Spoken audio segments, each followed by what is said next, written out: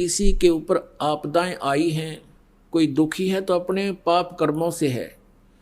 पिछले जन्म के पाप कर्मों के आधार से आपका प्रारब्ध बना है। वो प्रारब्ध के दुख, वो पापों का जो संकट आपके ऊपर मंडरा रहा है, आपको परेशान कर रहा है, तो उसके लिए आपको ये साधना बताई गई है। भक्ति प्रारंभ कीजिए, आप करते रहिए। जितनी भक्ति, दान, धर्म, सेवा और ये आप बढ़ाते चले जाओगे, उतना ही आपको राहत मिलती चली जाएगी। अब अनजान व्यक्ति ही ऐसी बात कर सकता है, जैसे सर्दी के मौसम में उसने कंबल ओढ़ रखा है, कंबल दे दिया गया उसको, उसने कंबल ओढ़ लिया। सर्दी से निवारण के तरीके बताए हैं कि स्वेटर पहन लो, स्वेटर से भी सर्दी फिर भी महसूस हो रही है तो जर्सी पहन लो, जर्सी से भी महसूस हो रही है तो फिर कंबल ओढ़ लो। तो पुण्यात्माओं, यदि फिर भी सर्दी महसूस हो रही है तो रात्रि के समय भाई रजाई भी जोड़नी पड़ेगी, रजाई भी डाल लो, तभी जान बचेगी। और कोई ये कहे कि आपने कहा था मैंने स्वेटर भी पहन ली, आपने कहा मैंने जर्सी भी पहन ली, आपके कहे से मैंने कंबल भी ओढ़ लिया, मुझे सर्दी लग रही है, मैं तो मैं ही रखूंगा ये सब साधना, ये कंबल जर्सी सब फेंक दूंगा। तो ये बातें महामूर्ख कर सकता है या किसी ने नशा कर रखा हो। तो ऐसी स्थिति है उस व्यक्ति की जो ये कहता है कि आप जी ने ये साधना बताई, मैं उसको भी कर रहा हूँ, ये भी बताई उसको भी कर रहा हूँ, और अभी भी मुझे पूर्ण लाभ प्राप्त नहीं हो पा रहा। तो उसके लिए वो कहता है जी फिर मैं तो नाम छोड़ दूंगा, मेरी दिल करता है मैं साधना त्याग दूं। तो साधना त्याग देने से तो फिर क्या होगा? जैसे कोई कहे मैं तो जर्सी भी निकाल के फेंक दूंगा, कंबल भी फेंक दूंगा, मुझे कोई राहत नहीं मिल रही, तो नमूनिया होकर मरेगा। फिर उसका ये कोई तरीका है उसको उतार के फेंक दूं? उसका तरीका है कि और एक कंबल और जोड़, बल्कि इसी तरीके से जान बचेगी। यानी भक्ति, आप अपने मंत्र का जाप और जितना भी ये हवन आदि के लिए, ज्योति के लिए जो भी आप कर सकते हो, सामर्थ्य अनुसार इसको बढ़ाते चले जाओ। इसी से आपका जीवन सुरक्षित होगा। क्योंकि जैसे आप सर्दी ज़्यादा है, कंबल ओढ़ लिया, उससे भी नहीं ठीक हो रही है, तो फिर आप एक कंबल और डालिए, उसी से बचेगी। क्योंकि जैसे आपके पाप कर्मों की सर्दी ज़्यादा है, तो पुण्यात्माओं इन साधनों के करने से, यानी आपने स्वेटर भी पहन ली, जर्सी भी पहन ली, कंबल भी ओढ़ लिया, और फिर भी हाथों की उंगली और पैरों की उंगलियां भी आप अभी भी ठंडी हैं, तो कोई बात नहीं, आपकी जान बचेगी, क्योंकि सर्दी बहुत है। अब जो साधन आपको प्राप्त है ये आपकी मृत्यु नहीं होने देगा, आपकी जान बची रहेगी, धीरे धीरे सर्दी भी समाप्त हो जाएगी। तो इसी प्रकार जो साधनाएं आपको दी जाती हैं और फिर भी आपको कोई महसूस हो रहा है कि मैं बिल्कुल पूर्ण रूप से जो सही लाभ प्राप्त नहीं कर पा रहा हूं, तो ये समझना कि आपके पाप कर्मों की सर्दी अधिक है। जो साधन आपको मिल गए हैं ये आपके जीवन रक्षा करेगा, आपको हानि नहीं होने देगा। आप डरे हुए हो, आप बहुत आपदाओं से पीड़ित हो, बहुत बुरी तरह सताए हुए हो, आपको थोड़ी सी भी सर्दी, वो कर्म की जो दंड है वो अधिक महसूस होता रहेगा, लेकिन अब परमात्मा आपके भी और आपके परिवार के जीवन की रक्षा करेगा, और ये बुरे संस्कार थोड़ा बहुत प्रभाव रखेंगे, कोई दिक्कत नहीं, आपको हानि नहीं होने देगा। अब जैसे एक कारण तो ये होता है, परमात्मा ये चाहते हैं कि यदि यू आज सुखी कर दिया, यदि आज ही आपको सभी सुख कर दें, तो कल आप यहाँ नहीं आओगे, ठेकियां पे खड़े पाओगे शराब वाला पे, और वहाँ लाइन लाकर ना जाने कितनी दारू पी जाओगे। तो कहने का भाव ये है, परमात्मा कहते हैं इसे सुख के माथे पत्थर पड़ो, सुख के माथे सिला पड़ो जिसते नाम हृदय ते जावे, और बलिहारी व दुख के जो पल पल नाम रटावे। परमात्मा कबीर जी कहते हैं कि आप यही प्रार्थना किया करो, हे भगवान ऐसा सुख ना देना जिससे आपकी भूल पड़ जावे, आपसे दूर हो जाऊं, आग लगे से सुख के, और बलिहारी उस दुख के जो आपकी याद दिलावे पल पल में। तो इतना कष्ट भी अनिवार्य ही होगा, वही परमात्मा आप पर बनाए रखेगा। और आप यदि भगवान से दूर होगे तो फिर वो सारा ही कष्ट आ जाएगा, बहुत हानि हो जाएगी। तो इस प्रकार इस परमात्मा की तत्व ज्ञान को समझकर आप जी ने अपने इस उद्देश्य को पूरा करना है। यानी ये हॉस्पिटल जो है जन्म और मृत्यु के रोग को काटने वाला है। जब तक ये रोग आपका नहीं कटेगा आपको सुख प्राप्ति नहीं हो सकती। परमेश्वर कहते हैं कबीर जी के झूठे सुख को सुख कह ये मान रहा मनमोद, ये सकल चबीना काल का कुछ मुख में कुछ गोद है। अब पुण्यात्मा परमात्मा बताते हैं, मानुष जन्म पाए कर जो नहीं रटे हरि नाम, जैसे कुआ जल बिना फिर बनवाया क्या काम। कुआ बनवा दिया, बढ़िया उसके कंस्ट्रक्शन करा दी, और उसमें जल है नहीं, तो नाम कूप अवश्य है लेकिन गुण कूप के नहीं। जो व्यक्ति आज से कितना बड़ा सेठ हो, कितना ही वो बड़ा पोस्ट प्राप्त हो, मंत्री, मुख्यमंत्री, प्रधानमंत्री है, यदि वो सत भक्ति नहीं कर रहा तो वो जल रहित कूप है। अब पुण्यात्माओं क्या बताते हैं, राम रटत दारिद्र भला, नाम रटत दारिद्र भलो, टूटी घर की छाने, वो सुंदर महल किस काम के जहां भक्ति नहीं भगवान। कहते हैं इस भक्ति करने वाला, सत भक्ति करने वाला पूर्ण संत से उपदेश लेकर वो इतना भी निर्धन हो कि उसके मकान की छत भी टूटी हुई हो, और वो सत भक्ति कर रहा है, और एक सुंदर चिप्स के मार्बल ला रखे, कोठी बना रखी और 3-3 4-4 मंजिल की, उसमें रहने वाला प्राणी सब भक्ति नहीं कर रहा है। तो परमात्मा कहते हैं राम रटत दारिद्र भला, टूटी घर की छान, और वो सुंदर महल किस काम के जहां भक्ति नहीं भगवान। फिर क्या बताते हैं, मानुष जन्म पाया कर नहीं रटे हरि नाम, जैसे कुआ जल बिना भाई बनवाया क्या काम। अपनात्माओं झूठे सुख को सुख है ये मान रहा मनमोद। अब आप जी तो यहाँ मांगने आते हो, घना धन हो जाए, एक मोटरसाइकिल ले लूं, या फिर एक कार बढ़िया ले लूं, एक कोठी बना लूं। परमात्मा कहते हैं तो पहले तो भक्ति कर कुछ दिन, क्योंकि आज जमाना टाइम ऐसा है, ये कार मोटरसाइकिल तो आम हो रही है। परमात्मा बंदी छोड़ कहते हैं ये भी समस्या तेरी हल कर दूंगा यदि तेरी नीत साबित देखूंगा।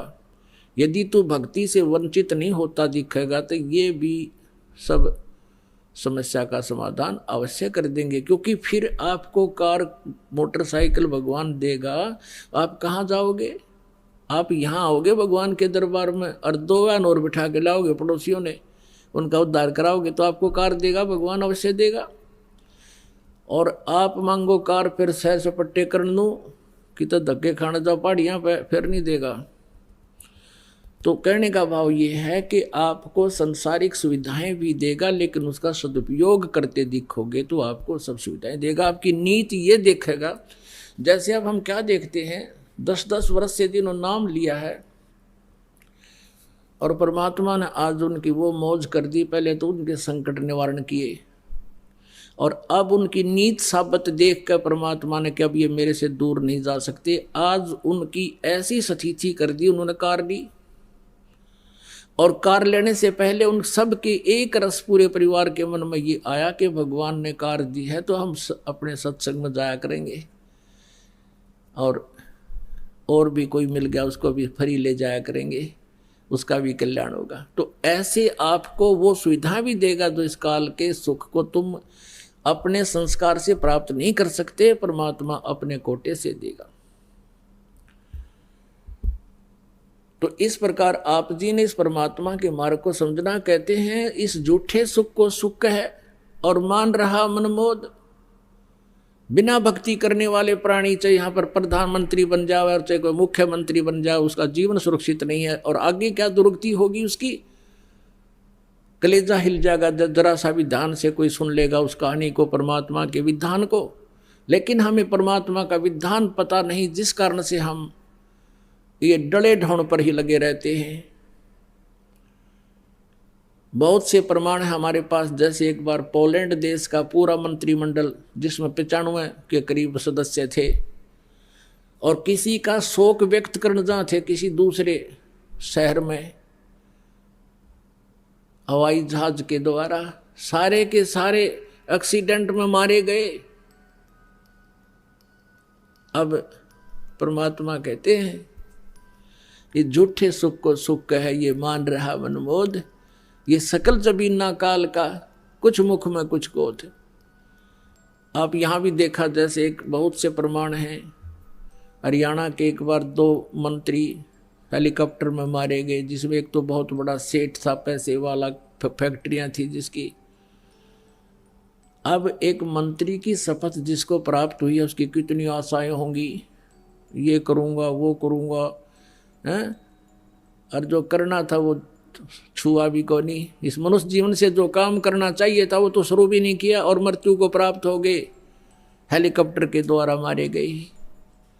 तो पुण्यात्माओं, इस तत्व ज्ञान की रोशनी में हमें उनके साथ क्या होगा ये स्पष्ट दिखाई देता है। फिर पीछे तू पशुआ की जय दीजय बैल बुना, 4 पहर जंगल में डोले तेरा तो ना पेट भरे। पीछे से एक आंध्र प्रदेश के मुख्यमंत्री, उसके बाद एक अरुणाचल प्रदेश के मुख्यमंत्री हेलीकॉप्टर में जा रहे थे। और क्या क्या आशाएं होती हैं। हम छोटे से परिवार के सदस्य होते हैं, एक छोटी सी पोस्ट होती है हमारी, पता नहीं क्या क्या उमंगें होती हैं, ये करूँगा वो करूँगा ऐसा कर दूँगा। ऐसे ही उनकी तो ना जाने कितनी आशाएं होंगी। और 1 सेकंड में मारे गए। 3 दिन में लाश मिली उनकी, कोई पानी पियाने वाला भी ना मिला उनको समय पर। भगवान को भूल कर ये इंसान हवा में उड़ जाता है और भूल जाता है कि तू कभी यहाँ से जाएगा। जाना सभी को है, लेकिन जाने जाने में अंतर होता है। परमात्मा कबीर जी कहते हैं, आए हैं सो जाएंगे राजा रंग फकीर, एक सिंहासन चढ़ चले एक बंधे जात जंजीर। आप जी जाओगे, आपके लिए विमान आएगा, और जो सत भक्ति नहीं करते, चाहे कोई प्रधानमंत्री मर जाए, उसको बांध कर ले जाएंगे यम के दूत, जैसे अपराधी को ले जाते हैं। क्योंकि जिन हर की चोरी करी और गए राम गुण भूल, ते बिदना बागुल किए रहे उर्दमुख झूल। जो परमात्मा की भक्ति नहीं करते वो परमात्मा के चोर हैं, अपराधी हैं वो लोग। उनको फिर यम के दूत, काल के दूत पकड़ कर ले जाएंगे और आप जी को आदर के साथ सिंहासन पर बैठाकर, विमान में बैठाकर परमात्मा की प्यारी आत्माएं आपको साथ लेकर जाएंगी और भगवान आएगा इस दास के रूप में। तो आए हैं सो जाएंगे राजा रंग फकीर, एक तो सिंहासन चढ़ कर जा, एक बंधे जात जंजीर। जाने में कितना अंतर हो जाता है। अब परमात्मा की महिमा आपको सुनाते हैं। जब हम परमात्मा कबीर जी की शरण में आ जाते हैं, इस काल का दबाव हम पर नहीं रहता। यदि हम मर्यादा से हीन हो जाते हैं तो फिर हमारे ऊपर परमात्मा का प्रोटेक्शन हट जाता है हमारे ऊपर से, फिर काल का प्रभाव फिर आ जाता है। इसलिए हमने परमात्मा कबीर जी की मर्यादा में रहना चाहिए। और ये नियम आपको बताए जाते हैं, ये आपने बहुत दृढ़ता से पालन करना चाहिए इनका। कबीर साहब कहते हैं 100 वर्ष सतगुरु पूजा, एक दिन आन उपासी, वो अपराधी आत्मा फिर पड़े काल की फांसी। आप क्या कहने का भाव यह है कि 100 वर्ष तो आप ये साधना करते रहिए जो दास ने बता रखी है, और एक दिन भी आपने अन्य उपासना कर ली किसी देव देवता की या और किसी प्रकार की भी क्रिया, कहते हैं वो अपराधी आत्मा फिर पड़े काल की फांसी। फिर परमात्मा का हाथ हट जाएगा, आपका नाम टूट जाएगा। आपके साथ कहाँ तक भी छल हो सकता है। जैसे किसी भक्त ने 2 वर्ष 3 वर्ष 4 वर्ष 10 वर्ष ये नाम रखा, सब सुख हो गए। अब सुख में ये परमात्मा को भूलकर लोक लाज को ज्यादा मानता है। लोक लाज में आके उसने कोई गलती मर्यादा कर भंग कर दी तो फिर क्या होगा, भगवान का कनेक्शन कट गया। और उसके बाद जो भी साधना आप कर रहे हो वो नहीं आपको मिल रही, और उसके से पहले आप जी ने जो भी भक्ति साधना धर्म पुण्य आपने कर लिया वो आपके गुड अकाउंट में डिपॉजिट हो गया, आपके पुण्यों में आपकी भक्ति में वो जमा हो गया। और फिर क्या होता है, उसने एक मर्यादा भंग करी, कोई हानि नहीं हुई, फिर उसने हिम्मत बढ़ की दूसरी भी कर दी, फिर उसने तीसरी भी कर दी। अब ये सोच बैठेगा वो कि मैं सब कुछ कोई मर्यादा भी नहीं रख रहा हूं, मैं फिर भी सुख है मुझे। अब वो क्या है कि उसने जितनी बैटरी चार्ज कर ली वह बैटरी चार्ज है उसकी, और आगे चार्जर खत्म हो गया। वो पिछले पुण्य जब तक चलेंगे उसको कोई आपत्ति नहीं आएगी, और फिर एक कदम आएगी वह बैटरी एकदम काम छोड़ देगी इन्वर्टर की, फिर ना ट्यूब जले ना पंखा, फिर भागेगा इधर उधर धक्के खाने। तो इसलिए आप जी परमात्मा कहते हैं 100 वर्ष सतगुरु की पूजा, एक दिन आन उपासी, वो अपराधी आत्मा फिर पड़े काल की फांसी। अब परमात्मा कबीर जी के शरण में आने के बाद आप इन भूत प्रेतों को तो छोड़ो, आपको काल का भी डर नहीं रहेगा। सतगुरु शरणा आयकर धर्मराज डर कैसा है। जो यहाँ का न्यायाधीश है ना, जो यहाँ सभी ब्रह्मा विष्णु महेश तक के भी अकाउंट लेता है, वो अच्छे और बुरे कर्मों का, और उनको दंड देता है। जैसे श्री विष्णु जी ने श्री राम रूप में बाली मारा था सुग्रीव का भाई, उसका भी दंड उनको भोगना पड़ा। श्री कृष्ण रूप में वही बाली वाली आत्मा एक शिकारी बना, और श्री राम वाली आत्मा श्री कृष्ण बनी, उनके भी पैर में तीर मारकर उनका टिट फॉर टैट बराबर किया। लेकिन परमात्मा कबीर जी की शरण में आने के बाद फिर धर्मराज आपका अकाउंट नहीं लेगा, उसके पास नहीं जा सकते आप, वहाँ नहीं ले जा सकता आपको कोई। और किसी कारण से गलती से कोई चला गया तो वहाँ एक फिर आपको याद आऊँगे सत्संग के वचन के गुरु जी तो ये कहा करते कि हमारा हिसाब किताब ये नहीं ले सकता धर्मराज, यहाँ कैसे आ गए हम। तो वहाँ भी आप सच्चे दिल से याद करोगे परमात्मा कबीर जी को, आपको छुड़ा लाएंगे। और जैसे आपको बताया ना, किसी ने 2 वर्ष 10 वर्ष 5 वर्ष साधना कर दी, फिर गफलत कर गया, और उस दौरान की हुई पुण्य कमाई से भक्ति से वो मनमाने जैसे आपको मंत्र दिए जाते हैं सभी इन देवताओं के, प्रारंभ में ये मजदूरी है, इनसे हमने मुक्त होना, इनसे सुविधा नहीं लेनी कुछ भी, इनका कर्जा हमारे ऊपर है, ये ऋण मुक्त हो जाएंगे। और आप भगवान से दूर हो गए तो आपके ऊपर ये कर्जा न्यू बना रहेगा, और वही प्रोसीजर फिर शुरू हो जाएगा, प्रोसेस। अच्छे और बुरे आपको दोनों कर्म भोगने पड़ेंगे। और परमात्मा कबीर जी की शरण में आने के बाद आपके पापों का नाश कर दिया जाएगा, केवल पुण्य आपको प्राप्त रहेंगे।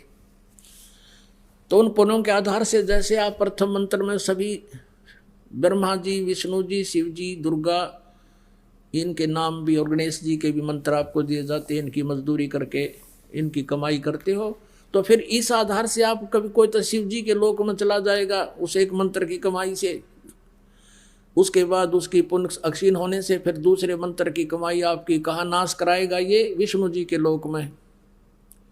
विष्णु जी के लोक में देवता बनकर पता नहीं कहाँ कहाँ आपको घुमाएगा, और फिर आपके पुण्य समाप्त होते ही फिर आप ब्रह्मा जी के लोक में जाओगे।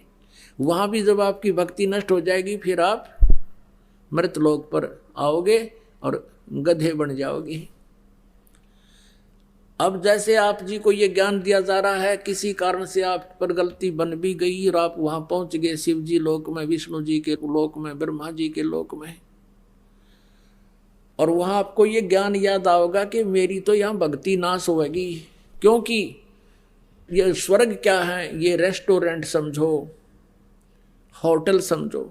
उन रेस्टोरेंट में, होटल में वो व्यक्ति जाता है जिसकी जेब में अच्छी गर्मी हो, पैसा खूब हो, और वहाँ खूब एक बार घंटी दबाते ही, बैल दबाते ही आपको पूछने आएंगे, हाँ जी किस चीज़ की आवश्यकता है। आप खूब मस्ती से खाओ पियो सो ठाठ करो, लेकिन आपकी जेब कट रही है, आपके पैसे एक एक सेकंड के खर्च हो रहे हैं।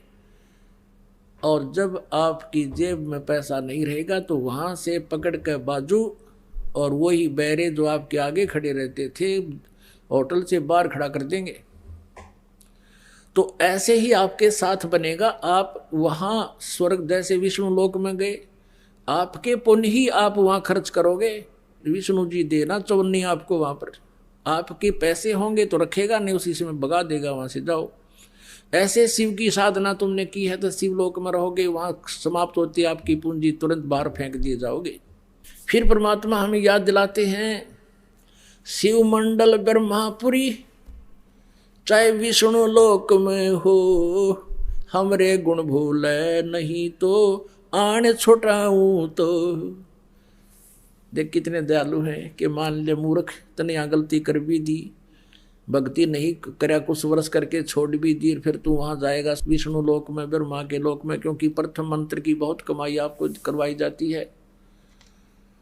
तो वहाँ भी तो मुझे याद कर लेगा, मेरे गुण नहीं भूलेगा कि मेरे से गलती होगी, परमात्मा मुझे बचाओ, मेरी तब भक्ति नाश हो जाएगी। यहाँ पर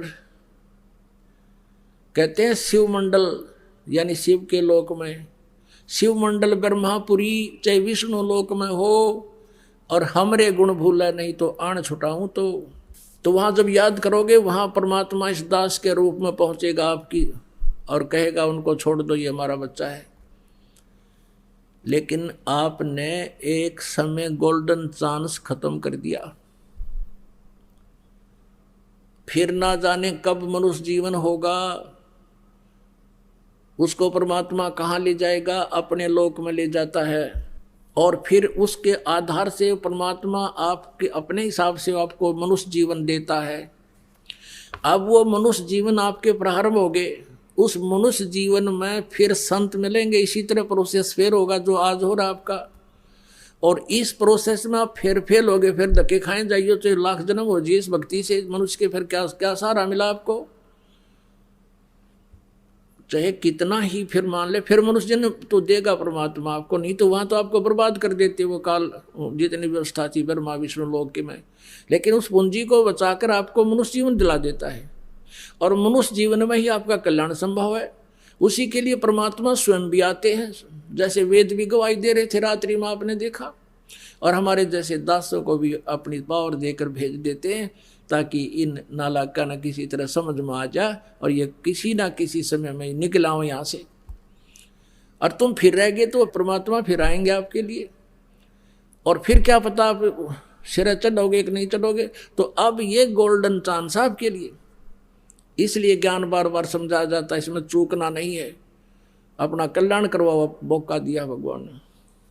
कहते हैं सतगुरु शरणा आए के फिर धर्मराज डर कैसा। एक भक्त बतावा था, नु बोला जी मेरी रात्रि के समय दो जने आए, मुझे पकड़ ले गए, बूंदी बूंदी शक्ल ऐसी बुरी उनकी, और ले गए। तो मैं उनसे कहूँ भाई कहाँ ले जा रहे हो, कि चल धर्मराज के दरबार में तुम्हें बुलाया है। जब धर्मराज के दरबार से हम थोड़ी सी दूर रह गए, मेरा याद आई कि धर्मराज के पास तो हम जा ही नहीं सकते। तो मैंने उनसे कहा कि भाई हम धर्मराज के दरबार में नहीं जा सकते, हम तो कबीर साहब के शिष्य हैं, उनकी आत्मा है, तुम कैसे ले जा रहे हो, मुझे छोड़ दो। उन्होंने छोड़ा मुझे, मैं उनके साथ झगड़ा करने लग गया, गुट्टम गुट्टा हो गया हम। तो उनमें से एक ने बोला, भाई तू नौकर पहला पूछा, धर्मराज से पता करके आ कि ये कह रहा है इतनी दृढ़ता से कि हमें नहीं ले जा सकते, तो जा। तो मैं वो एक तो मेरे पास खड़ा रहा, हर एक अंदर चला गया। तो उसने जाकर पूछा, जी ऐसे ऐसे एक व्यक्ति है, उसका ये नाम है, और वो कहे मैं तो कबीर जी का भक्त हूँ और मुझे तुम नहीं ला सकते, हमारे साथ झगड़ा कर दिया, अब उसका क्या इलाज करें। धर्मराज बोला, भाई उसने देखा उसका अकाउंट, ने बोला रहा मरवाओगे मेरे को भी, छोड़ दो इसको तुरंत। तो वो भाग्य आया दौड़ा दौड़ा, आते ने बोला रहा छोड़ दे इसको। धर्मराज ने ऐसे ऐसे कहा कि मुझे मरवाओगे क्या, ये तो भाई परम शक्ति का हंस है, तुम कैसे ले आए मूर्खो इसको। अगजी आपका ही आदेश था। बोला भाई जल्दी छोड़ के आओ। तो कहते मैं वापस आया तो मेरी जब आंखें खुली, मेरा शरीर काम नहीं करे, जैसे पैरालिसिस हो जाता है, अधरंग, और पसीना आ रहा पूरे शरीर में।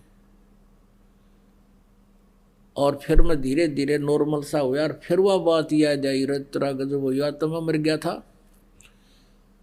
और फिर वो दूना दृढ़ता आ गई कि सचमुच सच्ची बात है, परमात्मा के जो वचन है वो सारे सच्चे हैं। तो क्या कहते हैं, मूर्ख मनवा काल की चिंता क्यों सताती है, सतगुरु अपना साथी है, वो तो हरदम साथी है।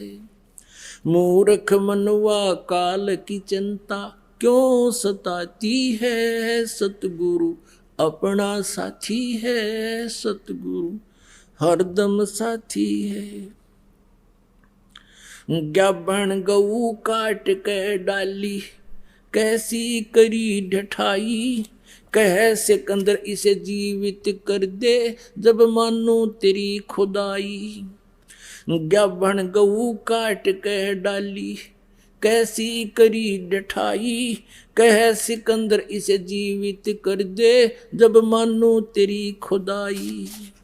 गऊ बच्चा तत्काल जवाई, फिर दूध दुआती है, सतगुरु अपना साथी है, सतगुरु हरदम साथी है। मूर्ख मनवा काल की चिंता क्यों सताती है, सतगुरु अपना साथी है, सतगुरु हरदम साथी है। मूर्ख मनवा काल की चिंता क्यों सताती है, सतगुरु अपना साथी है, सतगुरु हरदम साथी है। इंद्रमती पर काल झपट्या, सतगुरु करी सहाई, कमाल कमाली जीवित कीने, सत कबीर दुआई। इंद्रमती पर काल झपट्या, सतगुरु करी सहाई, कमाल कमाली जीवित कीने, सत कबीर दुहाई। सिकंदर की जलन बुझाई, वो तो करामाती है, सतगुरु अपना साथी है, सतगुरु हरदम साथी है। मूर्ख मनवा काल की चिंता क्यों सताती है, सतगुरु अपना साथी है, सतगुरु हरदम साथी है। बिजली खान पठान समझाया और अब्राहिम सुल्तानी, हिंदू राजा बीर सिंह ने सिख गुरु की मानी। बिजली खां पठान सुलझाया और अब्राहिम सुल्तानी, एक हिंदू राजा बीर सिंह ने सिख गुरु की मानी। वेद कतेब कहें एक कहानी, कोई जात न पाती है, सतगुरु अपना साथी है, सतगुरु हरदम साथी है। मूर्ख मनवा काल की चिंता क्यों सताती है, सतगुरु अपना साथी है, सतगुरु हरदम साथी है। जो चाहे सो कर दे सतगुरु, जो चाहे सो कर दे परमेश्वर, बरम पड़ो ना मत कोई, सेऊ दड़ पे शीस चढ़ाया, पाछे करी रसोई। जो चाहे सो कर दे सतगुरु, भरम पड़ो मत कोई, सेऊ दड़ पे शीस चढ़ाया, पीछे करी रसोई। माँ बेटे की 84 खोई, या कथा बताती है, सतगुरु अपना साथी है सतगुरु हरदम साथी है। मूर्ख मनवा काल की चिंता क्यों सताती है सतगुरु अपना साथी है सतगुरु हरदम साथी है।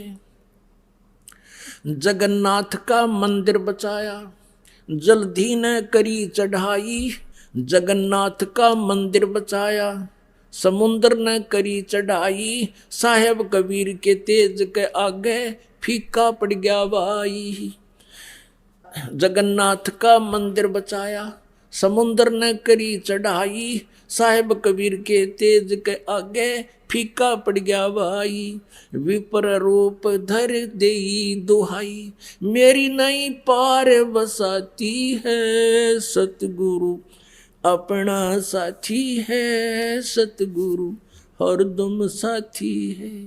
मूर्ख मनवा काल की चिंता क्यों सताती है सतगुरु अपना साथी है सतगुरु हरदम साथी है।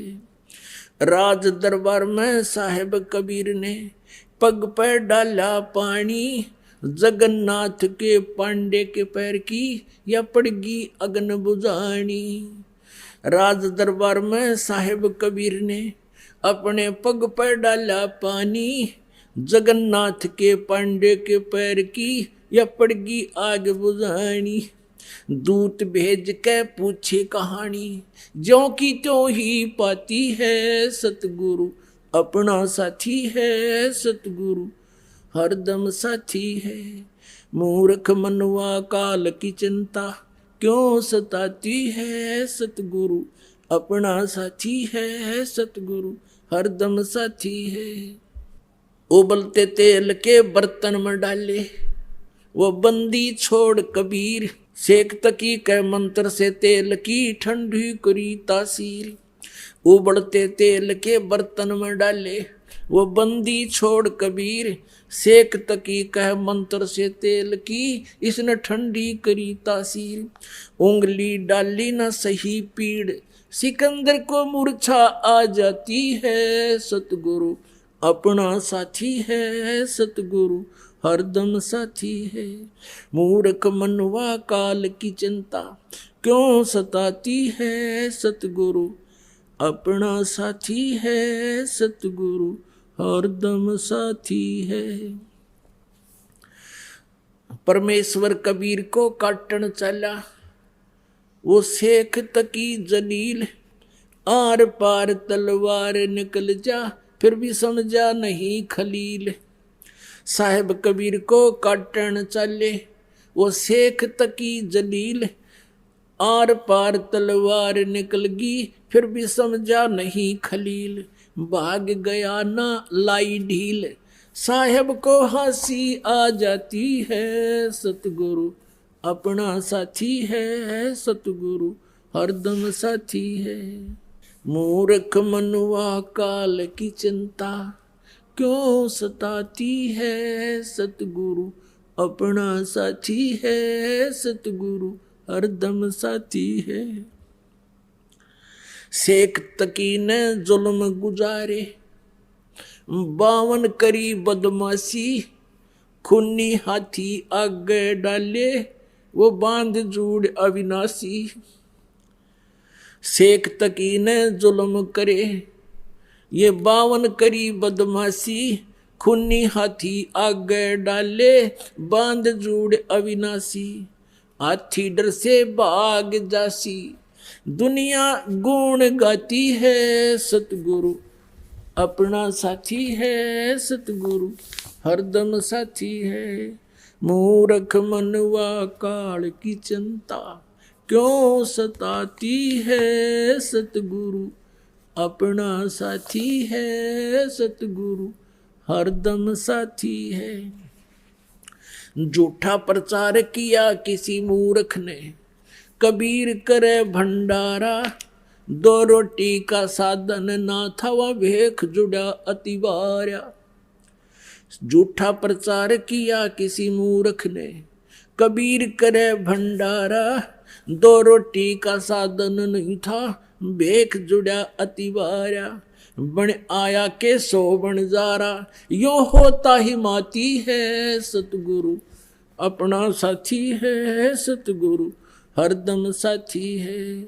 मूर्ख मनुआ काल की चिंता, क्यों सताती है सतगुरु, अपना साथी है सतगुरु, हरदम साथी है। जीवा दत्ता ने सुख के खूंट पर ले परीक्षा वारी, परमेश्वर कबीर के चरणा अमृत से हरी होगी वह सुखी डारी। जीवा दत्ता ने सुख के खूंट पे ले परीक्षा वारी, परमेश्वर कबीर के चरणामृत से हरी हुई वह डारी। कबीर बट से वो जाता पुकारी, दुनिया देखण जाती है सतगुरु, अपना साथी है सतगुरु, हरदम साथी है। मूर्ख मनुआ काल की चिंता, क्यों सताती है सतगुरु, अपना साथी है सतगुरु, हरदम साथी है। रविदास कबीर जी हाथी चढ़ चाले, संग ले ली गण का माई। रविदास कबीर जी हाथी चढ़ चाले, संग ले ली गण का माई। गंगो दक्षी सी में भर के, मदराजों पीवे वाई। रविदास कबीर जी हाथी चढ़ चाले, संग ले ली गण का माई। गंगो दक्षी सी में भर के, मदराजों पीवे भाई। 64 लाख ने भक्ति बहाई, मूर्ख को नहीं प्रतीत आती है सतगुरु, अपना साथी है सतगुरु, हरदम साथी है। मूर्ख मनुआ काल की चिंता, क्यों सताती है सतगुरु, अपना साथी है सतगुरु, हरदम साथी है। गुरु राम देवानंद जी ने दया करी, राम नाम का प्याला, सत्य नाम का मंत्र देके ये किया ज्ञान उजियाला। गुरु राम देवानंद जी ने दया करी, प्या राम नाम का प्याला, सत्य नाम का मंत्र देकर किया ज्ञान उजियाला। चरणों के माँ रह राम पाला, अब भक्ति मन भाती है सतगुरु, अपना साथी है सतगुरु, हरदम साथी है। मूर्ख मनुआ काल की चिंता, क्यों सताती है सतगुरु, अपना साथी है सतगुरु, हरदम साथी है। अपनात्माओं, हमने इस परमेश्वर का ज्ञान ना होने से अन्य सभी को भगवान मान लिया, एक कबीर जी को छोड़कर, और परमात्मा को परमात्मा माने बिना हम वो लाभ भगवान वाला नहीं ले सकते। जैसे बबूल के पेड़ को हमने आम जानकर बो रखा था, या किसी ने कैर बो रखा है, किसी ने झाड़ बो रखा है, या अन्य कोई पौधा पेड़ लगा रखा है जो आम नहीं है, तो आम का लाभ नहीं प्राप्त कर सकते। हमने सभी को भगवान मान लिया, हनुमान जी को भी भगवान मान लिया, खाटू श्याम को भी भगवान मान लिया। हमने कितने कोई बाबा मर गया, उसके ऊपर कोई कब्र बना रखी है, मंदिर मंडी बना रखी है, उसको भगवान मान लिया, और अपने आप 4 ईंट कहीं लगा करके उसके माथा टेकन लग गए।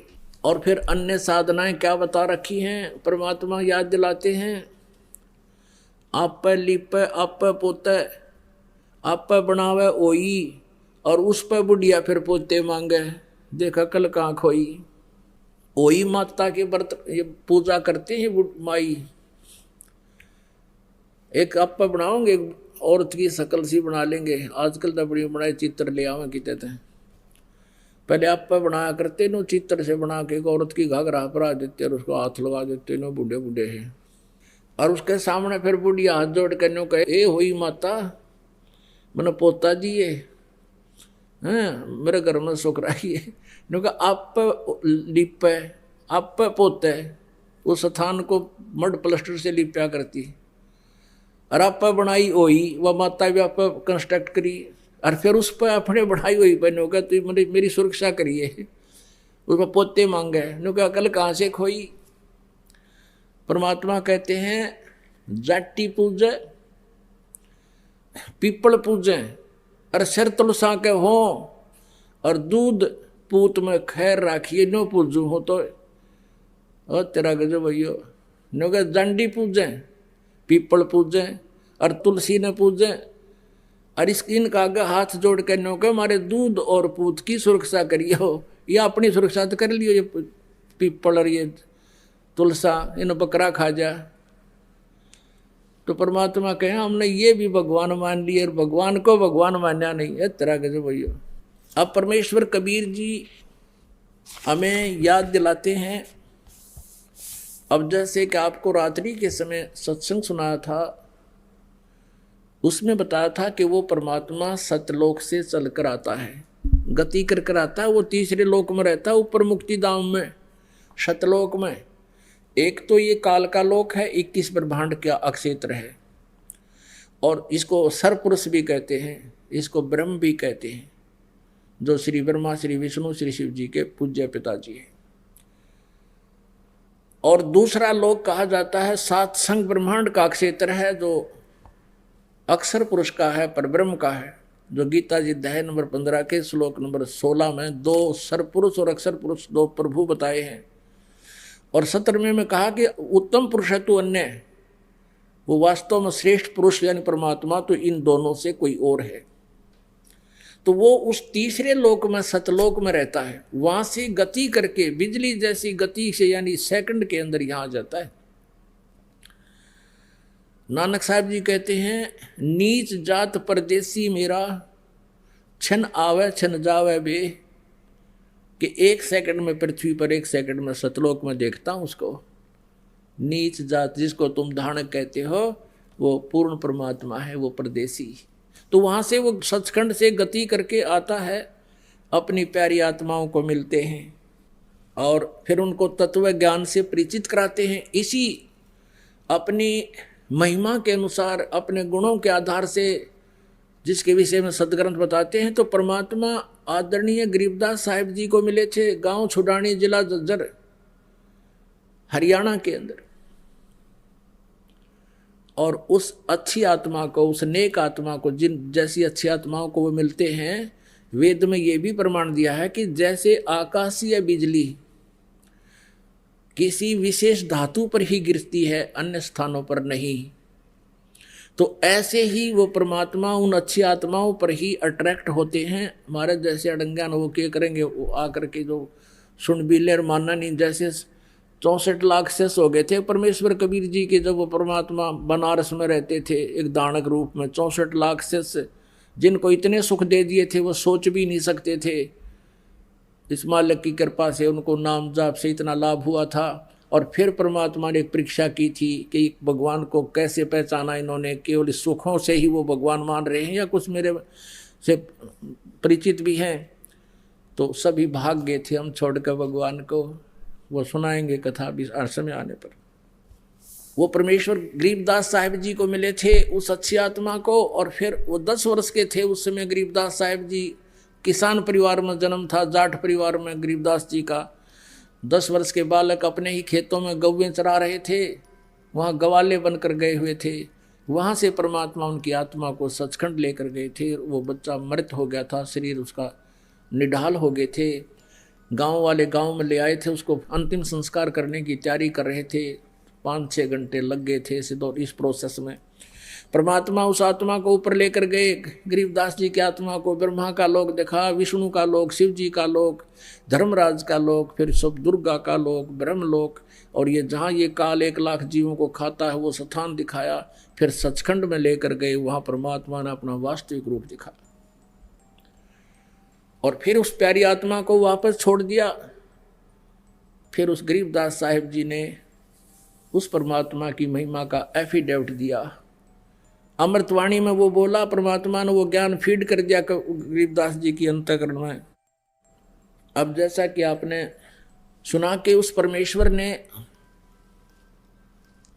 कैसे कैसे चमत्कार करके दिखाए जो भगवान किया करते हैं। लेकिन हम फिर भी उनको परमात्मा नहीं मान सके, नहीं उनको परमात्मा स्वीकार किया, जिस कारण से हम भटक रहे हैं। वो परमात्मा यहाँ ज्ञान देने के उद्देश्य से आते हैं और वो क्या बताते हैं कि तुम हिंदू और मुसलमान दो नहीं हो, सिख और ईसाई ये भिन्न नहीं हो, तुम मेरे बच्चे हो। आप मुझे पाने के लिए ही विभाजित हो चुके हो। आज मैं तुम्हारे समक्ष खड़ा हूँ, मैं तुम्हारा भगवान हूँ, तुम मेरे बच्चे हो, मैं तुम्हारा पिता हूँ। लेकिन इन काल के दूतों के द्वारा हम इतने भ्रमित कर दिए जाते हैं, हम परमात्मा को साक्षात खड़े को भी नहीं पहचान पाते, हम इतने अबोध बन जाते हैं। अब क्या बताते हैं भगवान कबीर परमेश्वर जी, मैं रोवत हूँ सृष्टि को, ये सृष्टि रोवे मोहे। कह कबीर हमरे वियोग को, समझ न सकता कोई। गोता मारूं स्वर्ग में, जा बैठूं पाताले। कह कबीर ढूंढता फिरूं मैं अपने हीरे मोती लाल। तुम हीरे और मोती लाल हो उस परमात्मा के पुण्यात्माओं, आप जी को ढूंढ रहे हैं परमेश्वर। अब जैसे ये ज्ञान गंगा नामक पुस्तक आप तक पहुंचाई परमात्मा ने, और आप उसको पढ़कर आप खींचे आ रहे हो, क्योंकि ये दास जो है उस कबीर परमात्मा का एक समझो जैसे कबाड़िए होते हैं ना, कबाड़िए, और वो अपने दिहाड़ी पर नौकर छोड़ देते हैं कि भी ये ले जाओ चुंबक। वो क्या करते हैं, लोहे को लाकर कबाड़ी को देते हैं, कबाड़िया उनको तोल कर उसके हिसाब से उनका रेट दे देता है उनको मजदूरी। तो वो क्या करते हैं कि चुंबक भी साथ रखते हैं और उस चुंबक को धागे से बांध कर ऐसे जमीन पर लटकाते घिसड़ाते चलते हैं।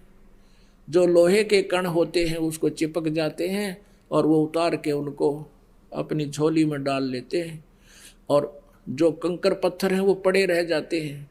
फिर उन लोहे के कणों को जो कि मिट्टी में जर रहे थे, खत्म हो रहे थे, उनका अस्तित्व नष्ट हो जाना था, वो वापस आ गए कहाँ, फिर कारीगर के पास।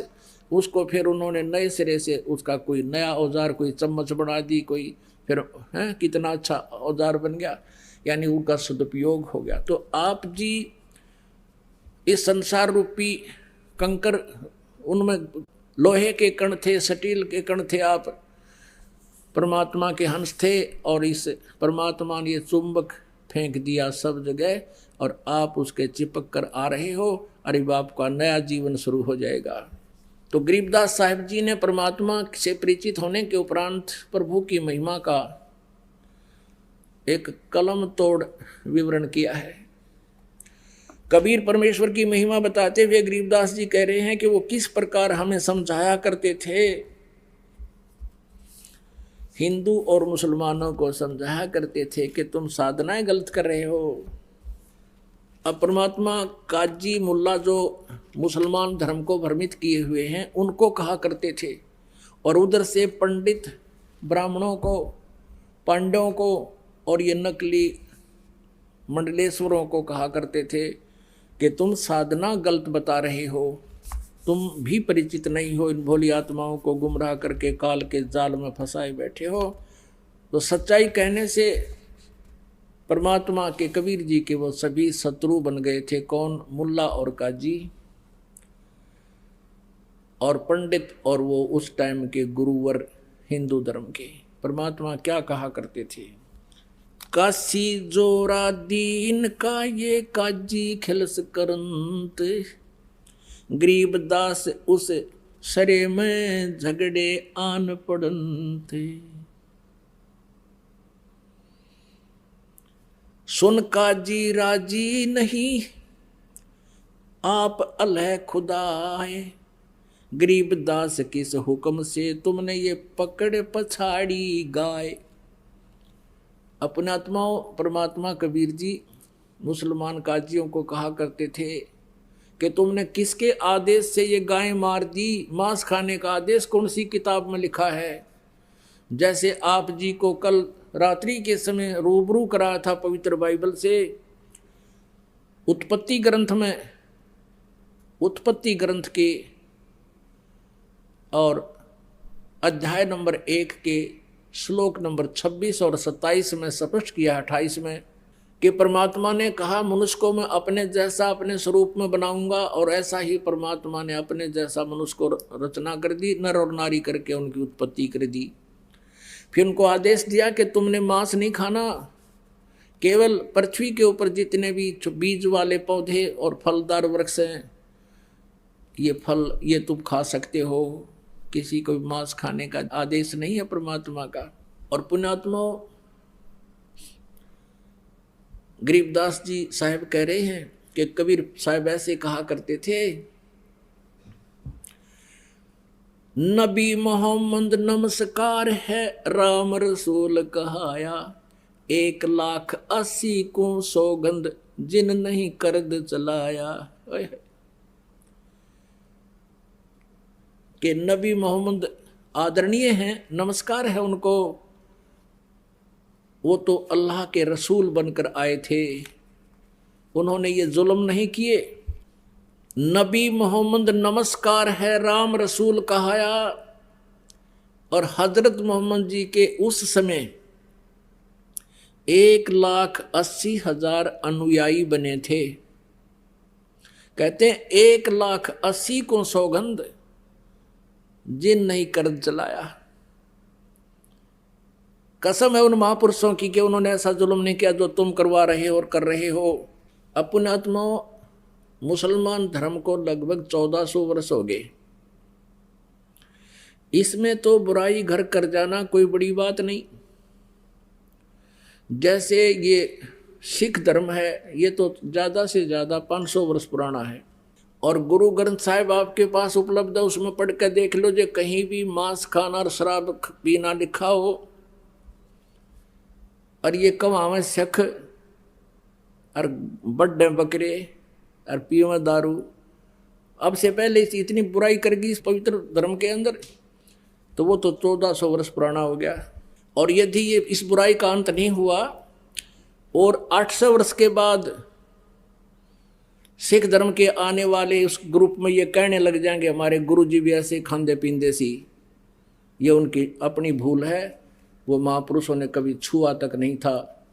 तो यहाँ क्या बताते हैं, नबी मोहम्मद नमस्कार है, राम रसूल कहाया, 1,80,000 को सौगंध जिन नहीं कर चलाया। फिर क्या बताते हैं, अरस कुरस पर अलह तकत है।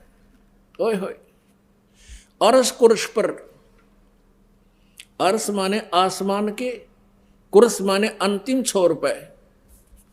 अरस कुरस पर अल्लाह तकत है, और खालिक बिन नहीं खाली, वो पैगंबर पाक पुरुष थे साहिब के अब्दाली। क्या बताते हैं कि उस परमेश्वर का, कबीर भगवान का, अल्लाह अकबर का अरस कुरस पर अल्लाह तकत है।